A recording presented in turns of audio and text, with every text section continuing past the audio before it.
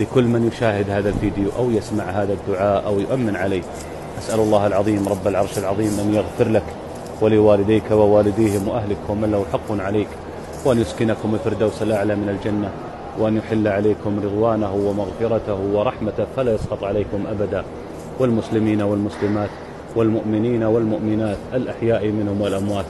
أسأل الله العظيم رب العرش العظيم أن يجعلك ممن طال عمره وحسن عمله، وأن يمتعك بالصحة والعافية، وأن يجعل لك من كل هم فرجا، ومن كل ضيق مخرجا، ومن كل بلاء عافية، ومن كل ذنب مغفرة، ومن كل دين قضاء، ومن كل مرض شفاء، ومن كل داء دواء، وأن يرزقك من حيث لا تحتسب، وأن يحقق آمالك وأحلامك وأمنياتك، وأن يسعدك سعادة لا تشقى بعدها أبدا، وأن يجعلك من أوفر عباده حظا ونصيبا وتوفيقا وسعادة،